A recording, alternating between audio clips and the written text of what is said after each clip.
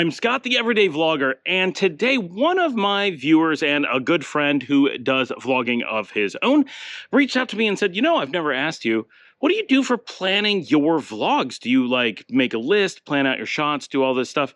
And I thought this was a great topic because like everything else that I do in my vlogging life, this is an area where I do stuff completely different than everyone else. And if you're watching my vlogs, whether it's here on Everyday Vlogger, where we talk about the process of being an everyday vlogger, or you go to my vlog, Scott Alan Miller Vlog, and see my actual daily vlog, something that's consistent between them is a feel that you may not notice right away, but that is different than most shows. And that is that I do not have a plan, and I am rambling consistently throughout the duration of the episode.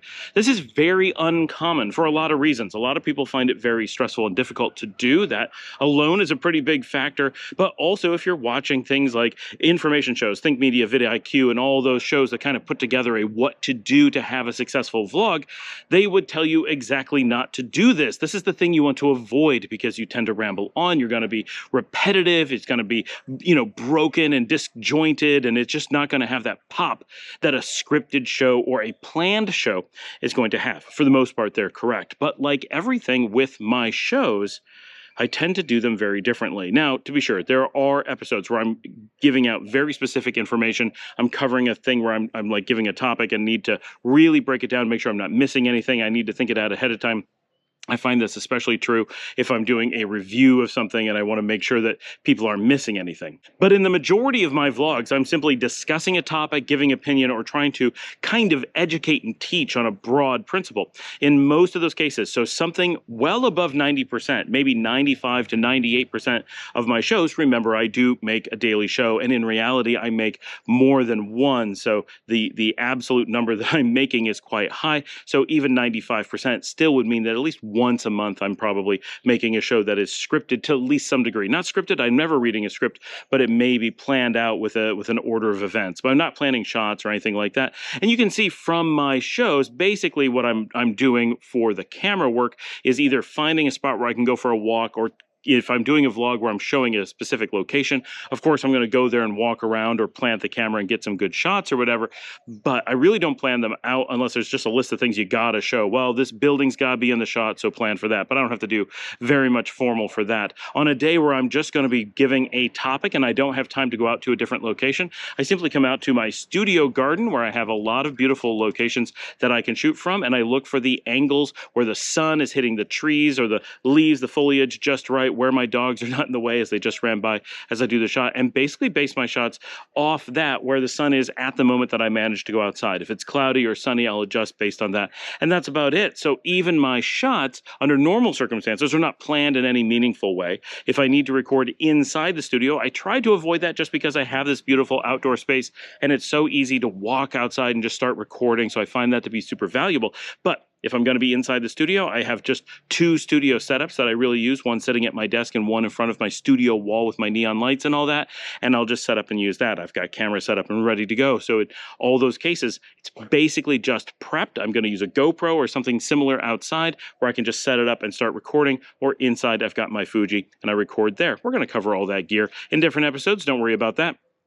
But when it comes to the actual topic, to the material that I'm going to cover for me, and this is not normal, and I'm not recommending this for the majority of people, but it is something that can set you apart.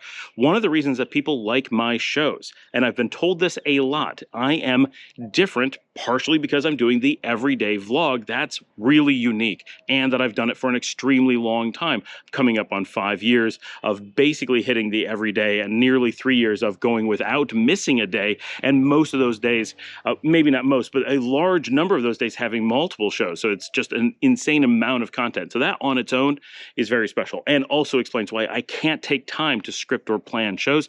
I wouldn't be able to do the volume that I do if I did that. But also, people really like the kind of longer format, continuous flow connection that I'm able to do. If someone's doing a planned show and they're jumping from shot to shot, lots of heavy editing, even if they're not planning it ahead of time, the jumping from shot to shot tends to give less connection to the audience. It's less like I'm just sitting here talking to you and more like I'm presenting to a classroom, right? And you feel that. And so I really like the ability to connect to the audience. I like the ability to simply have something that's on my mind, something I want to share, and being able to let it out, much like we were sitting and having a beer together and sharing that conversation. That's something that I really value, and my audience tends to value, not necessarily because it's what you want most of the time, while that may be true for some people. What's more important is that there's so little content like that that's out anywhere, any topic, right? That everything is edited these days because it's easier to do. Honestly, it's easier to go without making a lot of, or to make quite a few mistakes, and just chop things up and keep them short and go for all those algorithmic enhancements that people do. But it makes for a rather uniform format that you're going to find across the YouTube verse, and that those are all there for a very good reason. It works. But there is a space for people who are looking for a greater connection directly to me, more of an emotional, empathetic kind of connection, and a different feel to the information format. And for me, I also have, and this is very personal, so this doesn't apply to most people, hence one of the big reasons why it's not necessarily a recommendation that you go out and try this format yourself, is that I have a tendency that if I do a lot of planning, I lose the ability to mentally remember and keep track of everything that I've said to you, believe it or not, even though you're not really here, to me you are, which is one of the reasons why my show feels connected, because to me I feel like I'm speaking to my audience, and I mentally track what I've said to you the same as I would if we were having a person-to-person conversation.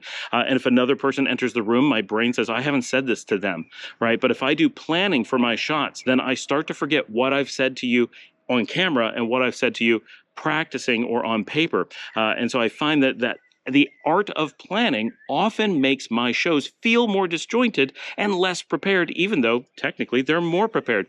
So I've learned over many decades of doing presentations in conferences and speaking in front of classrooms and that kind of stuff, and many, many years of video. I'm on almost 20 plus years of doing some form of video education and vlogging and training, that for me, very personally, having a free-flowing, direct conversation just feels more natural. It's far easier for me and actually produces a more polished result, maybe 80 to 90% of the time. And when it doesn't, it's generally pretty polished. And for sure, I do edit my shows from time to time, but I'm mostly editing because I had to sneeze or cough or had a long pause, something interrupts me, have loud birds, that kind of thing. But I'm not editing because I'm trying to make every single little thing perfect and shorten it up and make it really super tight.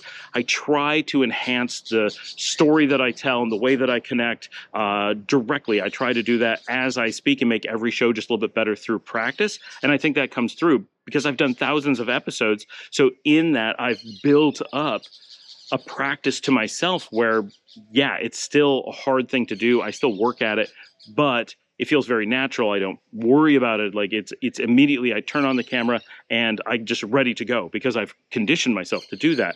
So that's a thing that I do. So to answer my friend's question, no, in almost all circumstances, I do essentially no planning. This episode, literally, I was out filming another episode and I got his message on a phone. And I said, I can make a video about that. Walked out, set up the camera, and made the video.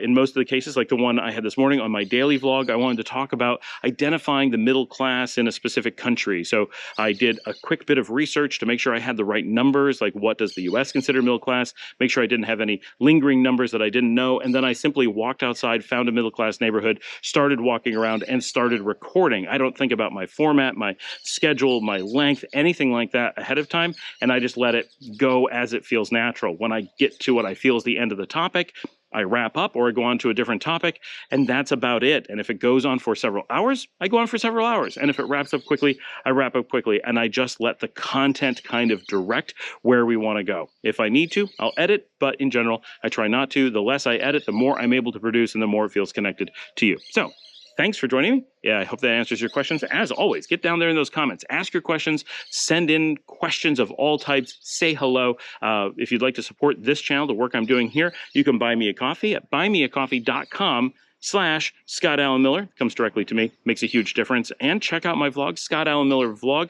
and see what an actual everyday vlog really looks like. And I'll see you all next time.